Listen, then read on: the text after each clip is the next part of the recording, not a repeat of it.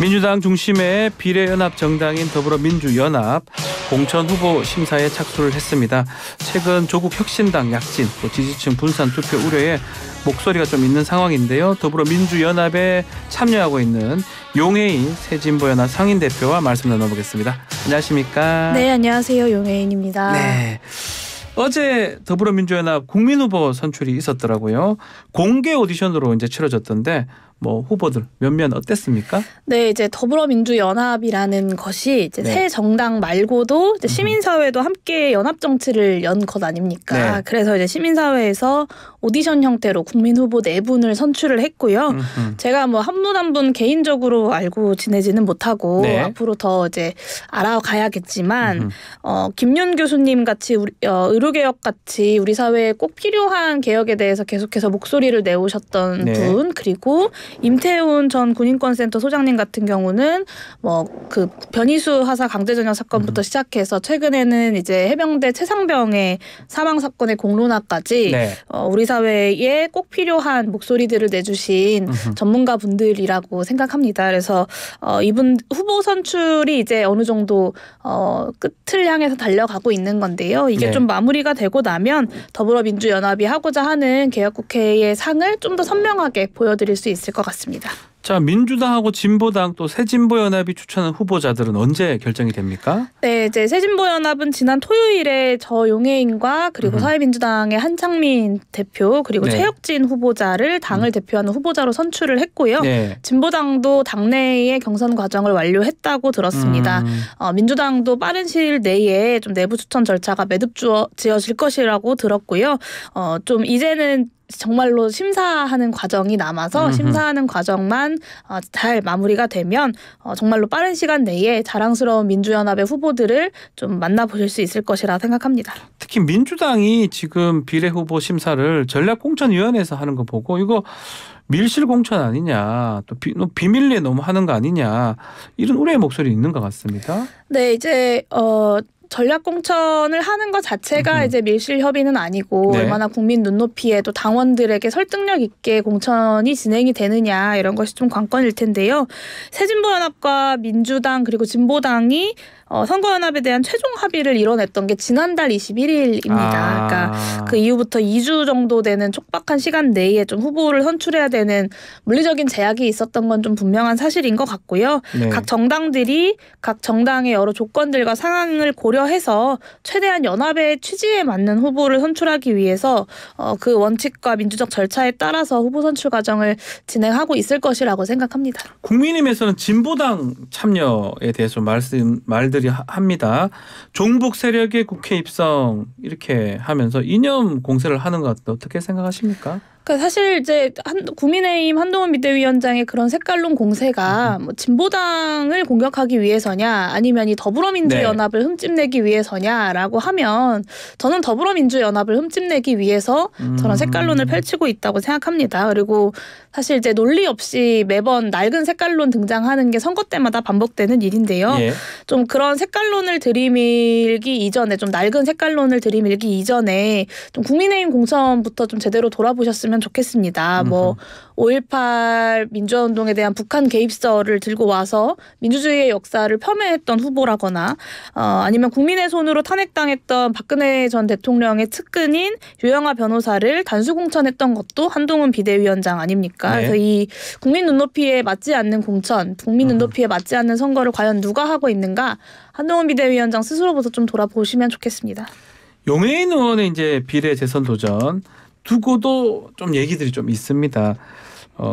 또 비례 두 번째 하는 거 세습 아니냐, 좀 더 나쁘게 말해서 여의도 기생충 얘기까지 나오는데 그 부분 어떻게 말씀 주시겠습니까? 네, 이제 개혁신당과 새로운 미래에서 좀 굉장히 격렬한 표현들을 쓰시던데요. 세게 말씀들을 하십니까? 좀 그런 저열한 막말에 제가 타격을 받지는 않고요. 그리고 그런 말씀들을 하신 분들 자체가 사실은 이제 정치적 신념이라거나 원칙을 좀 저버리고 선거 내내 이준석 전 대표와 이낙연 전 대표의 어떤 영향력에 어떻게든 같이 해보려고 낯뜨거운 구애를 보내셨던 분들 아닙니까? 그 비전 없는 좀 양비론만 계속해서 지난 몇 개월 동안 반복을 하다가 지난 설 앞두고 열흘간의 아주 역사상 최단기간 합당이라고 하는 열흘간의 합당과 그 어떤 결별, 분당 같은 좀 부끄러운 코미디를 국민들 앞에 보였던 것도 그 분들이고요. 저는 제가 해왔던 기본소득당의 정치가 그런 이합집산 말고는 할 줄 아는 게 없는 정치하고는 확연히 다르다고 생각합니다. 적어도 이 일을 하면서 신념과 원칙을 무너뜨렸던 적이 없고요.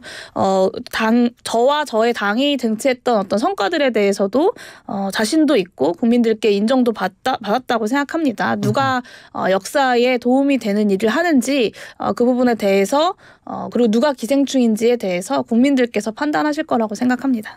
그렇지만 더불어민주연합입니다. 20석 목표를 하고 있는데 지금 상황 좀 쉽지 않다. 또 아무래도 조국혁신당 때문에 좀 그런 얘기가 나오는 것 같습니다. 어떻게 보고 계십니까? 근데 이제 많은 분들이 조국혁신당에 더불어민주연합이 밀리고 있다. 이 구도로만 이제 좀 여론조사 결과들을 해석을 하시는데 저는 좀 다르게 해석을 해요. 그러니까 첫 번째는 그 지난 몇 개월 동안 양비론만 이야기해왔던 제3지대가 결국에는 국민들의 선택을 받지 못했다. 두 번째가 큰 틀에서 60%에 달하는 이 윤석열 정부에 대한 부정평가가 윤석열 정권 심판 구도로 더불어민주연합과 조국혁신당에게 모여들고 있다. 저는 좀 이렇게 해석을 합니다. 그러니까 조국혁신당과 더불어민주연합의 지지율을 합치면 50%가 넘고 이제 60% 가까이 이제 가게 되는데요. 올해 초만 하더라도 사실은 제3지대가 총선 판세를 흔들 수 있다. 이런 분석들이 많았어요. 근데 지금은 좀 지지율을 찾아보기가 힘들죠. 결국에는 윤석열 정권 심판에 대한 여론이 제3지대의 정당들이 아니라 더불어민주연합과 조국혁신당으로 모여들고 있다라고 좀 볼 수밖에 없고 결국에는 저 역시 민주연합의 후보로서 좀 진보적 정권교체의 구심점을 만들기 위해서라도 이번 지역구에서도 1대1 구도 그리고 승리하는 선거를 만들어내고 또 비례에서도 민주연합이 제1당의 성과를 내는 것을 좀 목표로 가지고 있습니다. 지역구 말씀하셔서 다시 한 번 더 말씀드려보면 송갑석 그 의원이나 윤영찬 의원 지역구에 출마할 수도 있다 이런 얘기도 사실 많이 나왔었잖아요. 네. 그렇지만 비례로 좀 선회를 했는데 그 이유도 좀 말씀해 주실 수 있을까요? 네, 제가 구체적인 현역 의원들을 고려한 건 아니고요. 개인적인 연고가 있는 지역들을 중심으로 한 8개 정도의 지역구에 출마를 고민했었습니다. 근데 이제 연합을 구성하고 나서 저의 개인적 선거를 고민하겠다라고 했는데 사실은 이제 연동형과 병립형 결정이 좀 늦어지게 되면서 이제 이 연합 정치에 대한 합의를 일단락 짓고 나서 울산 북구와 관련된 파열음을 보면서 저의 지역구 출마가 또다시 이제 민주연합 내에 어떤 또 다른 갈등의 씨앗이 되면 안 되겠다라는 생각이 좀 있기도 했습니다. 그래서 당 차원에서의 여러 전략적인 고민들도 있었지만 이 민주연합의 취지를 계속해서 이어나가는 데에도 제가 지역구 출마를 하는 것보단 지역구는 민주당 그리고 비례는 비례연합 이 구도를 계속해서 이어가는 것이 좋겠다라는 판단을 당원들과 함께 내린 것입니다. 자, 말씀하신 것처럼 이 조국신당 요새 신조어가 있더라고요. 지민 비조. 지역구는 민주당, 근데 비례가 더불어민주연합이 아닌 조국혁신당 얘기를 하는 건데 좀 더불어민주연합 입장에서는 좀 난감한 거 아닙니까? 지민비조 이 얘기. 글쎄요. 저는 난감할 일은 없다고 생각하고요. 그러니까 아까 말씀드린 것처럼 서로의 지지층을 두고 경쟁하는 걸 넘어서 큰 틀에서 윤석열 정권이 잘 못하고 있다라고 생각하는 60%의 부정평가를 얼마나 확장해내느냐. 저는 여기에 이제 총선 승리의 관건이 있다고 봅니다. 그리고 우리 정치가 너무 의미 없는 싸움만 한다라는 것이 국민들의 어떤 실망 지점이지 않습니까? 그럴 때 더불어민주당과 조국혁신당이 국민들께서 바라는 잘하기 경쟁을 보여드릴 수 있을 것이라고 생각하고요. 다만 이제 더불어민주연합의 입장에서 저는 어쨌든 지금 1당인 더불어민주당이 앞으로 진보적 정권교체의 구심이 되어야 한다고 생각하고요. 그렇다면 이번 선거에서 민주연합이 비례 경쟁에서도 1당을 확보해서 압도적으로 성공을 해야 총선 이후에 진보적 정권교체까지 나아가는데 힘이 실릴 수 있다라고 바라보고 있습니다. 조국혁신당이 최근에 이렇게 상승하는 이유 뭐라고 보시는 겁니까? 저는 뭐 거대한 부동층, 뭐 제3지대 혹은 뭐 중도층이라고 불리는 국민들까지 포함해서 윤석열 정부가 잘 못하고 있다라는 점에 대한 큰 공감대가 있었습니다. 네. 근데 그것에 대해서 선명한 구도를 제시하면서 등장을 한 것이 이제 조국혁신당이라고 보고요. 더불어민주연합 같은 경우도 이제 아무래도 큰 민주당도 있고 작은 정당들도 있다 보니 공천 과정들에 좀 시간이 소요가 되었었는데 어느 정도 공천 과정이 마무리되고 있는 만큼 좀 이제 선명한 정권 심판의 구도 속에서 선명하게 22대 국회가 해야 될 개혁 과제들을 보여드리면 선거 구도도 조금씩 변화가 생기지 않을까 생각합니다. 특히 지난 4년 전에 더불어시민당 또 열린민주당 얘기가 나오는데 뭐 당시에는 더불어시민당으로 국회에 입성을 하셨는데 용 의원님께서 그때랑 좀 비교해 보면 지금 상황은 어떤 겁니까? 더불어시민당 같은 경우는 당시의 미래통합당, 지금의 국민의힘이죠. 국민의힘이 위성정당을 먼저 출범을 시키면서 좀 민주당의 대응으로서 등장했던 성격이 좀 있고요.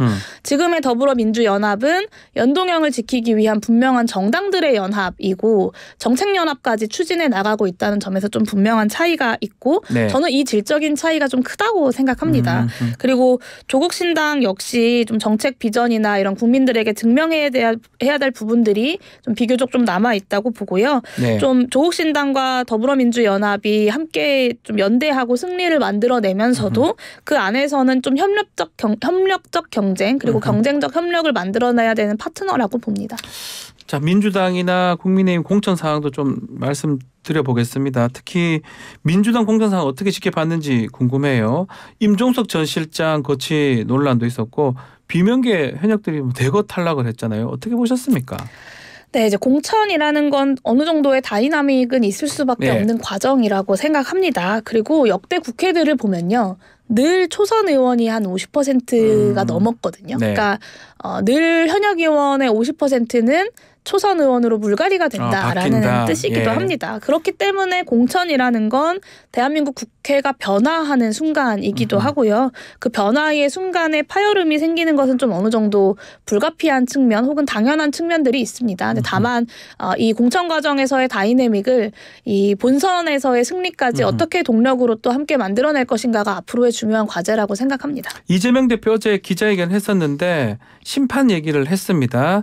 최근 그 민주당 공천 내용 때문에 정권 심판론 구도가 좀 희석되고 있다. 이런 얘기도 있는데요. 어떻게 보고 계십니까? 네, 저는 결국 중요한 건 본선일 것이라고 보고요. 아까 말씀드린 것처럼 공천 과정이 어느 정도 마무리가 되었으니 조금 더 선명하게 윤석열 정권 심판에 대한 구도를 중심으로 선거 구도가 짜일 수 있을 것이라고 봅니다.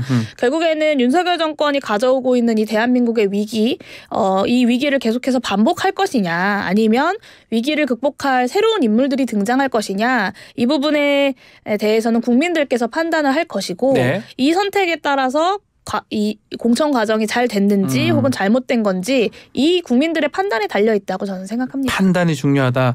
그렇지만 좀 상대적으로 조용하다. 그리고 잡음이 없다라고 평가를 받던 국민의힘 공천. 어떻게 보고 계시는지요? 네, 지역구 현역 의원 90명 중에 13명만 물갈이가 되었으니 당연히 조용한 공천이 진행이 되겠죠.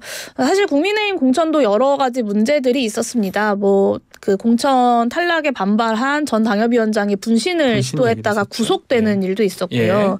뭐 여러 가지 문제들이 있습니다. 정우택 의원의 돈봉투 관련 논란들 그리고 5.18 북한 개입설을 제시했던 도태우 후보에 대해서도 제대로 검증해서 가차없이 자르겠다라고 공언했지만 결국에는 하나도 소명되지 않고 그대로 공천 명단에 이름을 올렸거든요. 그러니까 한동훈 위원장이 조용한 게 감동이다라고 이야기를 했지만 사실 조용한 감동은 한동훈 위원장이 윤석열 대통령에게 보여주는 감동일 뿐이지 국민들한테 전달되는 감동은 아닐 것이다. 지금 국민들이 바라는 것은 정치가 새롭게 좀 대한민국의 미래를 바꿔낼 수 있다는 희망을 드리는 것일 텐데요. 자신들끼리 좀 약속대련하면서 최대한 잡음을 틀어막고 조용한 공천으로 현역 기득권을 그대로 유지하면서 가는 것이 과연 지금 국민들이 바라는 새로운 공천인가 좀 물음표가 남는 것 같습니다. 도태우 변호사 얘기도 이야기도 했는데 도태우 변호사하고 유영하 변호사 박근혜 전 대통령 탄핵 변호인단 출신들입니다.